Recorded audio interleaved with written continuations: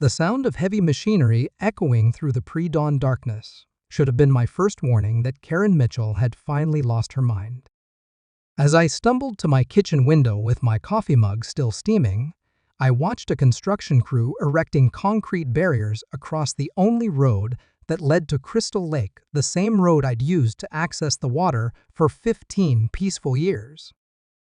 What I didn't know then was that this petty power play would cost Karen her presidency, her reputation, and ultimately her waterfront property. Let me back up 6 months to when this whole nightmare began. I'm David Chen, and I've lived in Lakeside Estates since 2009. It's one of those quiet suburban communities where the biggest drama used to be whose turn it was to host the annual block party. The neighborhood sits on a hill overlooking Crystal Lake with a single winding access road that connects all 37 homes to the public shoreline below. The lake access had always been a selling point for our community. The original developer, Harold Pembroke, had negotiated an easement with the county back in 1987, ensuring that residents could use the access road to reach the public boat launch and swimming area. It was written into every deed, every HOA charter, every piece of documentation that mattered. Karen Mitchell moved into the corner house, the one with the best lake view, naturally, in March of 2024. Within 2 weeks, she'd volunteered for the HOA board. Within a month, she was running for president. By May, she'd won in what I can only describe as a hostile takeover, promising to restore property values and neighborhood standards. I should have seen the red flags flapping in the breeze like surrender flags. Karen stood barely 5'2", but she carried herself like she owned the world. Her perfectly coiffed blonde hair never moved, even in strong wind, and she had this way of looking at you through her designer glasses that made you feel like you disappointed her grandmother. She wore pantsuits to neighborhood barbecues and carried a leather-bound notebook everywhere, constantly scribbling notes about violations and infractions. The first sign of trouble came during the June HOA meeting. The Lakeside Estates Community Center smelled like burnt coffee and pine sol as 32 residents crowded into folding chairs that squeaked every time someone shifted. Karen stood at the front with her laser pointer, clicking through a PowerPoint presentation titled Neighborhood Improvement Initiative. As you can see from slide 14, Karen's voice carried that particular pitch that made dogs perk up their ears. Our current lake access arrangement is creating unnecessary wear and tear on our community infrastructure. I raised my hand. Karen, that road has been maintained by the county for 40 years. It's not even technically our responsibility. Her smile could have frozen hell over. That's President Mitchell, David. And I think you'll find that our legal research shows some very interesting discrepancies in the original easement documentation. My neighbor, Betty Rodriguez, a retired paralegal, spoke up from the third row. What kind of discrepancies? I reviewed those documents when I moved here in '98. Everything looked standard. Karen clicked to the next slide, which showed a poorly photocopied legal document with several lines highlighted in yellow. Our attorney has identified language that suggests the easement may have been improperly filed. We're exploring our options. The room erupted in concerned murmurs. Tom Bradley, who lived next door to me, stood up. Karen, that lake access is why half of us bought here. You can't just… President Mitchell, she corrected again, her voice sharp as a paper cut. And I can assure you that any changes we make will be in the best interest of property values for the entire community. I felt my stomach drop into my shoes. The way she said changes made it clear this wasn't a theoretical discussion. After the meeting, I cornered Karen in the parking lot. The summer evening was thick with humidity, and the cicadas were starting their nightly symphony. She was loading her presentation materials into the back of her pristine white BMW SUV, every movement precise and deliberate. Karen, can we talk about this lake access thing? She didn't look up from organizing her files.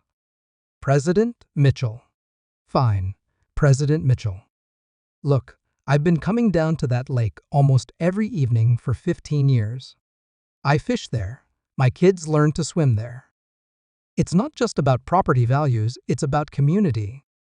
Now she turned to face me, and I caught a whiff of her perfume, something expensive and suffocating. David, I understand change can be difficult. But sometimes we have to make hard decisions for the greater good. Property values in this neighborhood have stagnated for 3 years. 3 years. Do you know what that means for our equity?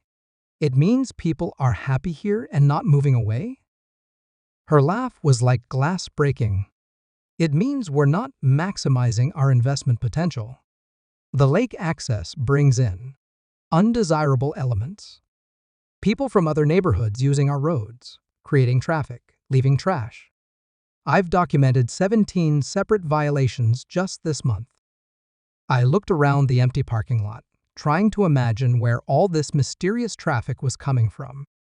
What violations? She pulled out her leather notebook and flipped through several pages. June 3rd, a family from Maplewood Drive was using the boat launch without proper resident identification. June 7th, someone left a candy wrapper near the shoreline. June 12th. A candy wrapper? Littering is littering, David. Standards matter. I felt heat rising up my neck. So your solution is to block access for everyone? My solution is to explore all legal options to protect our community's interests. She slammed her SUV's tailgate shut. I'd suggest you prepare yourself for some changes around here. As she drove away, her taillights disappearing around the curve, I had no idea she'd already scheduled a meeting with a construction company for the following week. But I was about to find out Karen Mitchell played chess while the rest of us were still learning checkers. 2 weeks later, I woke up to the sound of chainsaws. Not the distant hum of landscaping work, but the aggressive snarl of heavy-duty equipment right outside my bedroom window. I stumbled outside in my robe and slippers to find a crew removing 3 massive oak trees that had stood at the entrance to the lake access road for decades. "Hey!" I called out to the crew foreman, a weathered man in a hard hat who was consulting a clipboard. "What's going on here?" "Tree removal," he replied without looking up. "HOA contract. These trees are supposedly diseased." I looked at the trees they'd already cut down. The cross-sections showed healthy, solid wood, no rot, no disease, no signs of any problems. Who ordered this? Lady named Mitchell. Paid extra for priority service. My blood pressure spiked like a rocket launch. I marched back to my house and called Karen's number, pacing my kitchen while the phone rang. President Mitchell speaking. "Karen, what the hell are you doing to those oak trees?" "Good morning, David. I assume you're referring to the emergency tree removal we authorized yesterday. Our arborist identified several specimens that posed a safety hazard to vehicles using that road." "What arborist?" "Those trees were perfectly healthy. I have a certified report right here that says otherwise. Perhaps you'd like to review it at tonight's emergency board meeting?" Emergency board meeting. She'd called an emergency board meeting without telling the general membership. What time? 7 o'clock. Community center. We'll be discussing the tree removal and some additional safety measures for the lake access area. The line went dead. That evening, I arrived at the community center to find only Karen and 2 of her newly appointed board members, Janet Walsh, a nervous woman who'd moved in last month, and Robert Sterling, a retiree who seemed to agree with whatever Karen said. The rest of the community hadn't been notified. "Where is everyone?" I asked, looking around the empty room. "This is a board meeting, David, not a general meeting. Board meetings are for board business." I sat down in the front row, uninvited. "Then I'll observe." Karen's smile was thin as tissue paper. "Suit yourself." Now, as I was saying before our interruption, The tree removal has revealed some concerning issues with the structural integrity of the access road. Our engineer recommends immediate closure pending a full safety assessment. What engineer? She slid a folder across the table. Inside was a single sheet of letterhead from Pinnacle Engineering Solutions, with a brief assessment that read like it had been written by someone who'd never actually visited the site. The signature was illegible. "This is garbage," I said, holding up the paper. "This doesn't even describe the specific location. It could be talking about any road, anywhere." Janet Walsh shifted uncomfortably in her chair. "Well, if there's a safety concern..." "There's no safety concern?" I stood up, my voice echoing in the empty room. "Karen, what's your real game here?" Karen's expression didn't change, but I caught a flash of something in her eyes, triumph, maybe, or satisfaction. "My game, David, is protecting this community. The board has voted to implement a temporary closure of the lake access road, effective immediately. You can't do that. The easement guarantees. The easement guarantees access, yes, but it doesn't guarantee access via that specific route. There are other ways to reach the lake." Other ways? She meant the public road that wound around the lake for 6 miles, adding a 40-minute round trip to what used to be a 5-minute walk. I looked at Janet and Robert, hoping for some sign of sanity. Janet was staring at her hands. Robert was nodding along like a bobblehead doll. "This is insane," I muttered. "This is leadership," Karen replied. "Sometimes leadership requires making unpopular decisions." I walked out of that meeting knowing 2 things. Karen had outmaneuvered me completely, and this was just the beginning. But what I didn't know was that she'd already contacted the county about updating the easement language, and her next move would make blocking the road look like child's play. The concrete barriers went up on a Tuesday morning while most of the neighborhood was at work. I came home from my job at the engineering firm to find massive Jersey barriers blocking the road, with official-looking signs that read ROADCLOS, EDA, UTAOARIZE, EDPA, ERS, ONNEL, YL, AAA, KAEEE. The barriers weren't just blocking the road, they were positioned to make it impossible for cars to turn around easily. Anyone who drove down expecting to access the lake would have to back up the entire winding road or make a complicated 3-point turn in a very narrow space. My phone started ringing immediately. Betty Rodriguez was first. "David, are you seeing this?" She actually did it. She blocked the road.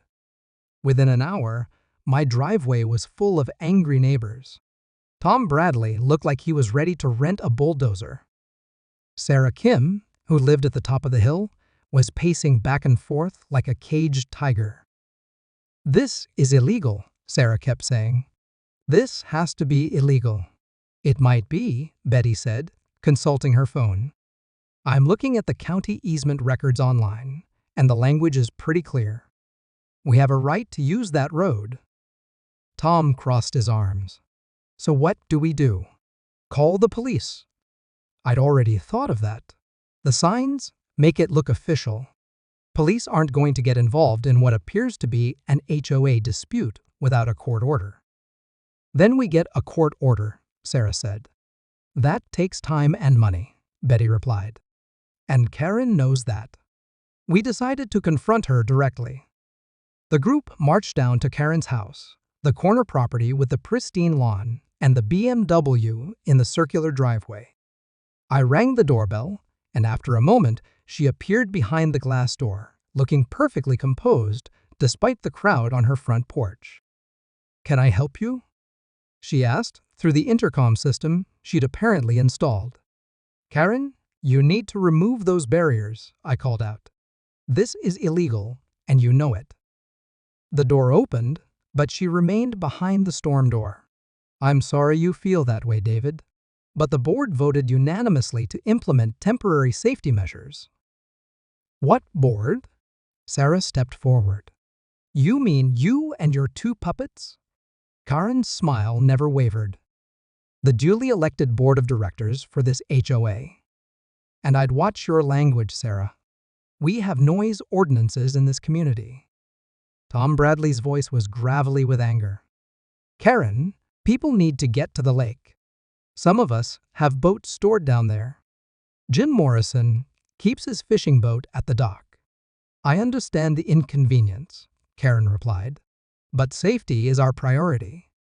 Once the engineer completes a full assessment and we develop a plan for proper road maintenance, we'll consider reopening access. How long will that take? Betty asked. These things take time. Proper due diligence can't be rushed.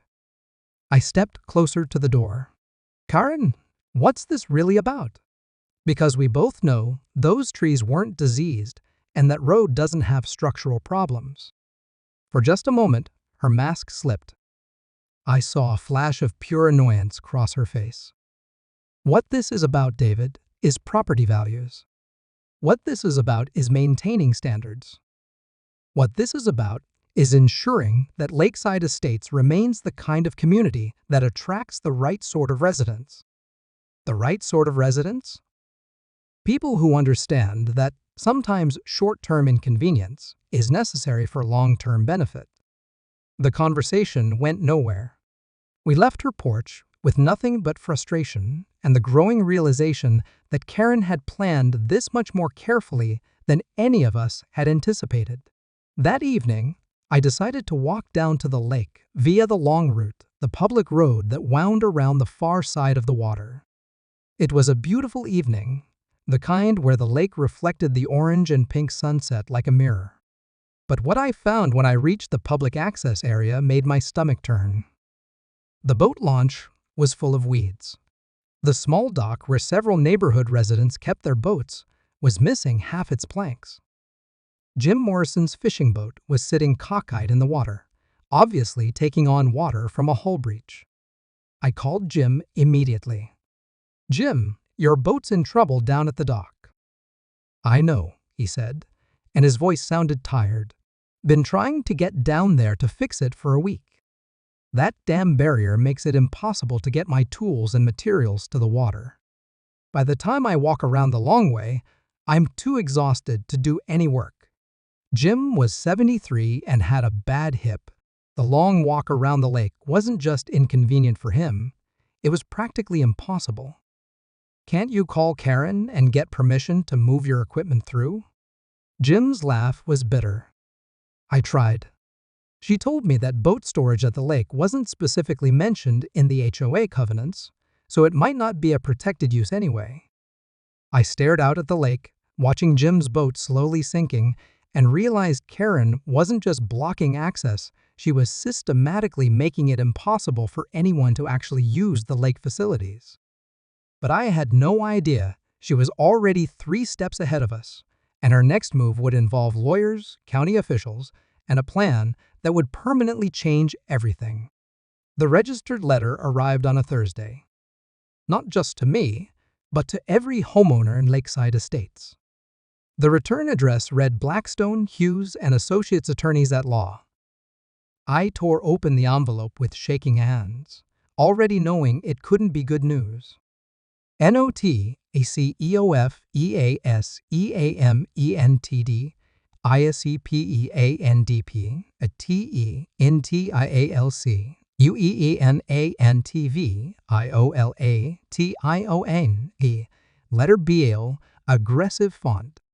This firm represents the Lakeside Estates Homeowners Association in connection with ongoing disputes regarding property use and easement rights. I had to read the letter 3 times before the full scope of Karen's plan became clear. She wasn't just blocking the road temporarily, she was challenging the legal validity of the entire lake access easement. According to the letter, the HOA's legal research had uncovered significant deficiencies in the original easement filing, and they were prepared to petition the county to have it voided entirely.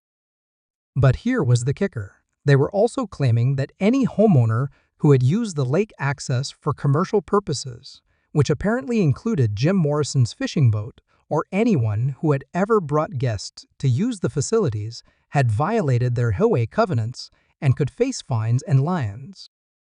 My phone exploded with calls from neighbors who'd received the same letter.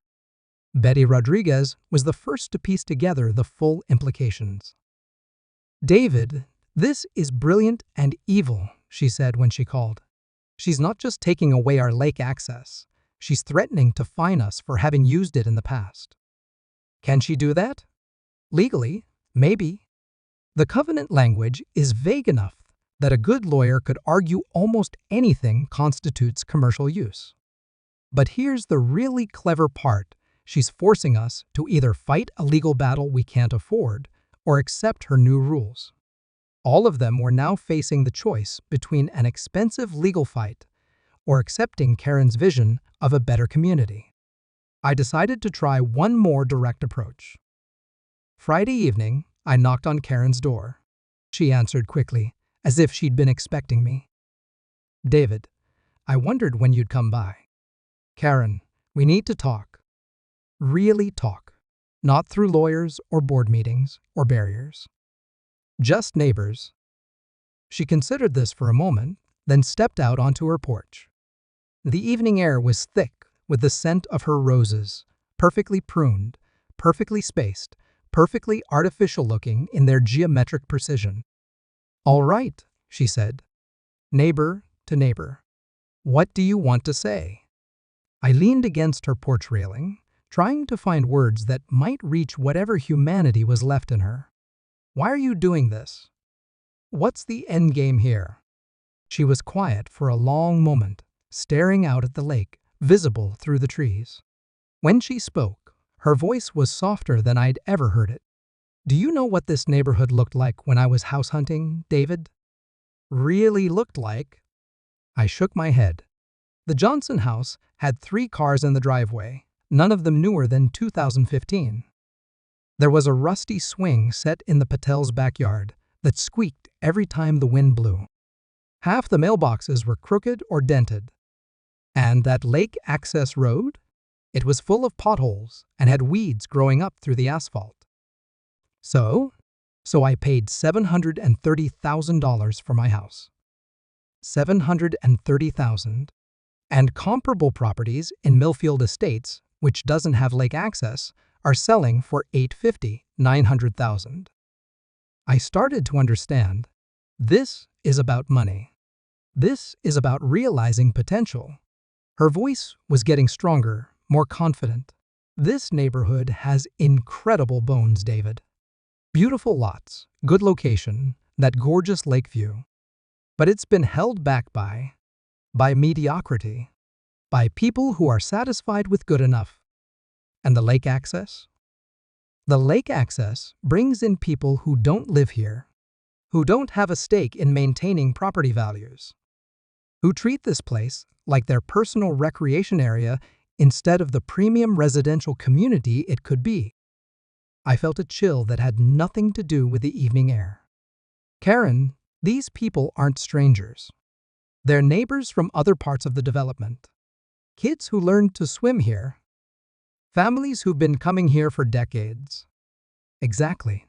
Her eyes lit up like she'd just proven her point.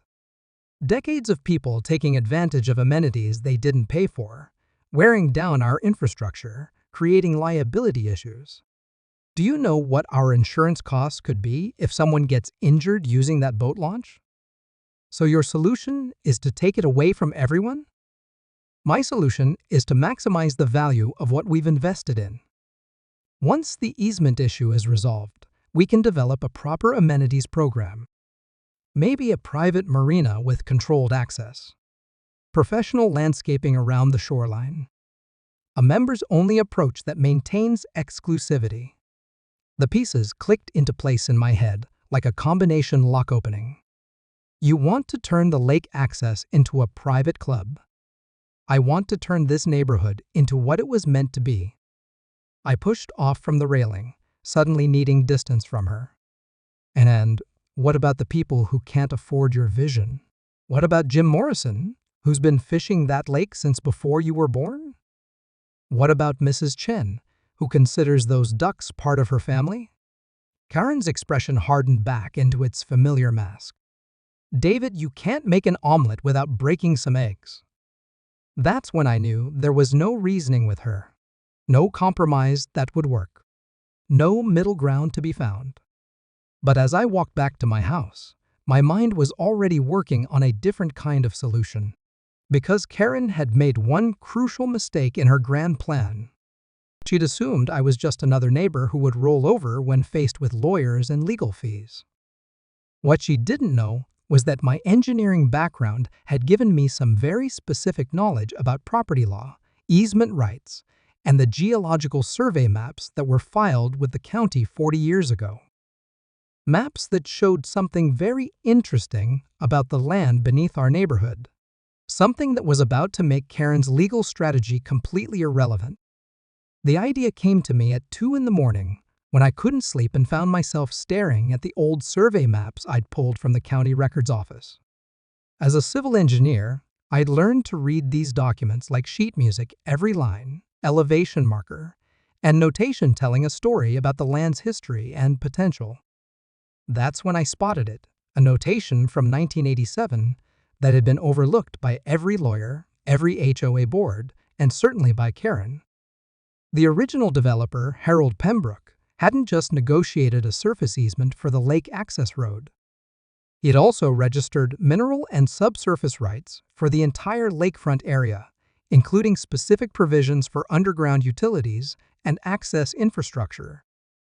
In other words, while Karen might be able to block the surface road, she had absolutely no legal authority over what happened 15 feet underground.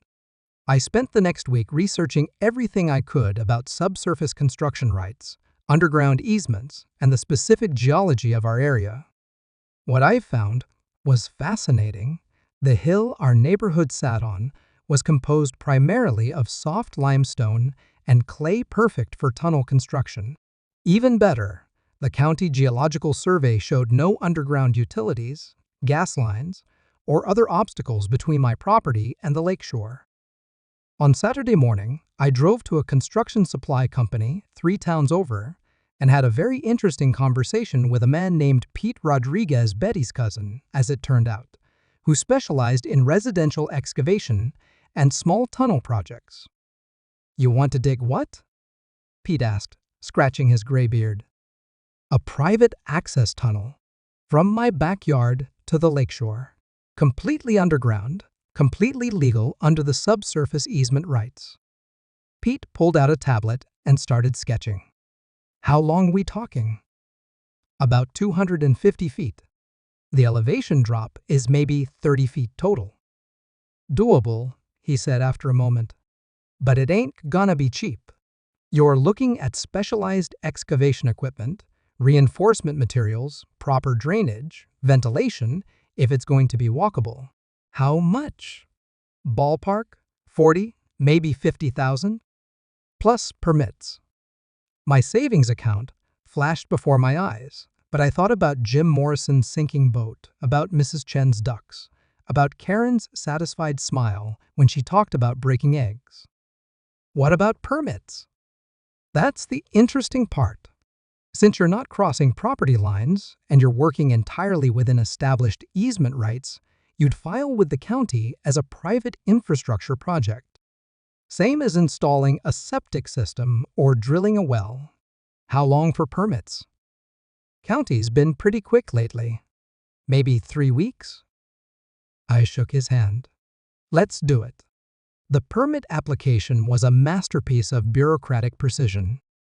I filed it as private underground utility access construction and attached copies of the 1,987 easement documentation, the geological survey, and a detailed engineering plan I'd drafted myself. The county clerk who processed it seemed bored by the whole thing, just another routine infrastructure improvement. 3 weeks later, the permit was approved. I'd managed to keep the project secret from everyone except Pete and his crew. But I knew that wouldn't last long once the excavation equipment arrived. So I spent some time preparing for the inevitable confrontation. On a Tuesday morning in late August, Pete's truck rumbled into my driveway, pulling a small excavator and followed by a van full of specialized digging equipment. The sound of the machinery warming up carried across the neighborhood like a battle cry. I was drinking my coffee and watching the crew set up when my doorbell rang. I wasn't surprised to find Karen on my front porch, her face flushed and her perfect hair slightly mussed from what must have been a very quick walkover. "David, what is that machinery doing in your yard?" "Good morning, Karen." "They're here for a construction project." "What kind of construction project?" I sipped my coffee slowly, savoring the moment. "Private infrastructure improvement. All properly permitted through the county." Her eyes narrowed. "What kind of infrastructure?" "The kind that's going to solve our lake access problem." Before she could respond, Pete fired up the excavator, and the conversation became impossible over the noise. Karen stood on my porch for another minute, clearly wanting to say more, then marched back toward her house, pulling out her phone as she walked. By noon, I had visitors. Karen returned with Janet Walsh and Robert Sterling in tow, along with a man in an expensive suit who introduced himself as James Blackstone from the law firm that had sent the threatening letters. "Mr. Chen," Blackstone said, consulting a folder, "we have some concerns about this construction project. The HOA covenants require advance approval for any modifications that might affect common areas or shared amenities." I was ready for this. "Mr. Blackstone, I've reviewed the covenants carefully. This project doesn't affect any common areas. It's entirely contained within my private property and established easement rights. What exactly are you building?" I smiled. "A tunnel." Karen's face went through several interesting color changes. "Oh, what?" "A private access tunnel from my backyard to the lakeshore. Completely underground, completely legal, completely within my rights, as established by the 1987 easement documentation." Blackstone frowned and flipped through his folder. "I'm not familiar with any subsurface rights."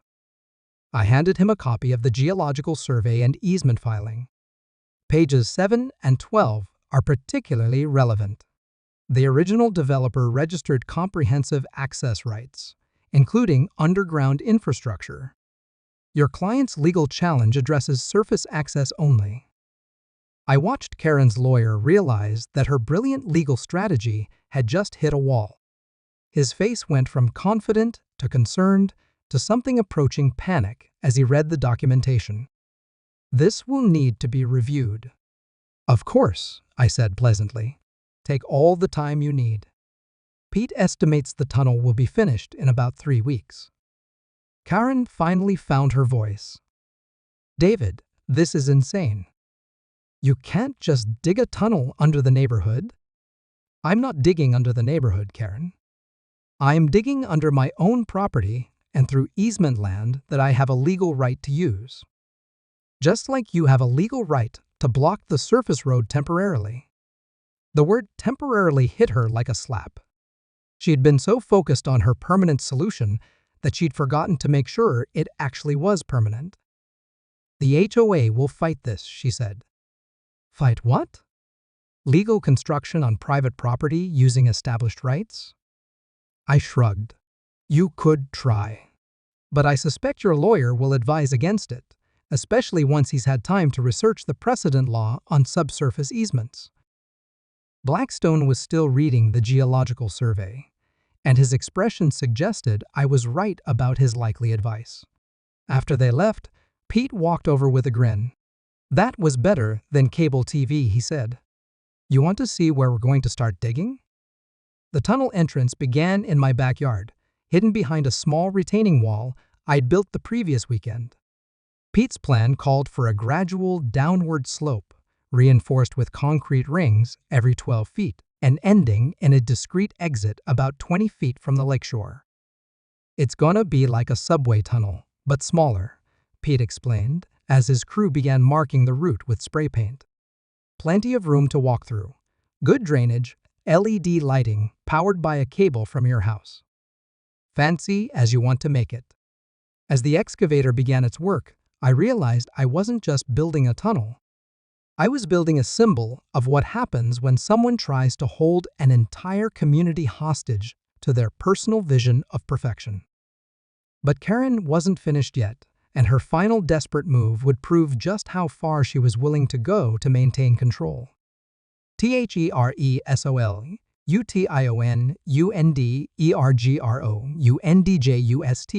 I see it. The first week of excavation proceeded smoothly. Pete's crew worked with surgical precision, removing earth in careful layers and immediately installing reinforcement rings to prevent any settling or damage to nearby properties. I'd invested in the best materials and techniques available, partly because I wanted the tunnel to last decades, and partly because I knew Karen would be looking for any excuse to shut down the project. She tried, of course. On Wednesday, a county inspector showed up, summoned by an anonymous complaint about unpermitted construction. He spent an hour reviewing my documentation, examining the worksite, and checking the excavation against the approved plans. When he left, he shook my hand and complimented the quality of the construction. On Friday, Karen attempted a different approach. I found her talking to Mrs. Chen in the latter's front yard, her voice full of synthetic concern. Dangerous underground construction could affect the foundation of your house, Mrs. Chen. Have you noticed any cracks in your walls? Any settling? Mrs. Chen, who was 87 and sharp as a tack, looked Karen up and down with the kind of expression she usually reserved for telemarketers. "Young lady," she said in her precise, accented English, "I have lived through earthquakes, floods, and 40 years of neighborhood drama. I am not worried about David's tunnel. I am worried about busybody presidents who think they own other people's property." Karen's face flushed red, but before she could respond, Mrs. Chen turned and walked back into her house, closing the door with a decisive click. By the end of the second week, the tunnel had progressed halfway to the lake. Pete's crew had hit exactly the geological conditions the survey had predicted: soft limestone that excavated easily with enough stability to support the concrete ring reinforcements. The work was proceeding ahead of schedule. That's when Karen played her final card. I came home Monday evening to find 3 sheriff's deputies standing in my driveway, along with Karen, her lawyer, and a woman I didn't recognize wearing a county administrator's badge. "Mr. Chen?" The lead deputy, a middle-aged man with kind eyes and a tired expression, approached me with a folder. "We need to talk to you about your construction project." "What about it?" The county administrator stepped forward. "Sir, we've received a complaint that your excavation may be interfering with protected wetland areas around the lake. We're going to need to halt construction pending an environmental impact assessment." My heart sank. An environmental assessment could take months and cost thousands of dollars. Karen had found the one bureaucratic process that could kill my project, even though it was completely legal. "What wetland areas?" I asked, though I already knew the answer would be vague and impossible to verify quickly. "The complaint alleges that your tunnel exit point may affect water drainage patterns that feed into protected marsh areas on the far side of the lake," the administrator replied, reading from her notes. I looked at Karen, who was trying very hard not to smile. "And who filed this complaint?" "Anonymous environmental concerns are taken very seriously by the county," she replied. Pete walked over from the excavation site, wiping dirt off his hands. "What's the problem?" The deputy explained the situation while I mentally calculated how much this delay would cost me, how much legal and consultant time I'd need to fight the environmental claim, and how long Karen could draw out the process. Then Pete did something I wasn't expecting. He started laughing. "Environmental impact?" He chuckled and shook his head. "Lady, you might want to check your facts before you go making accusations." Karen's confident expression flickered. "What do you mean?" Pete walked over to his truck and pulled out a thick folder. Funny thing about working construction for 30 years, you learn to cover your ass with paperwork. Mr. Chen here didn't just pull permits for tunnel construction. He also filed for environmental compliance certification. He handed a set of documents to the county administrator. Complete environmental assessment conducted by Peterson Environmental Services. Soil samples, drainage analysis, wetland impact study, the whole 9 yards. Turns out, there ain't any protected wetlands within a quarter-mile of this site. The administrator frowned as she read the documents. When was this assessment conducted? 3 weeks ago, Pete replied. Right after Mr. Chen got his construction permits. Like I said, we cover our asses. I stared at Pete in amazement. I hadn't asked him to get environmental clearance. He'd done it on his own initiative, probably because he dealt with this kind of bureaucratic ambush before.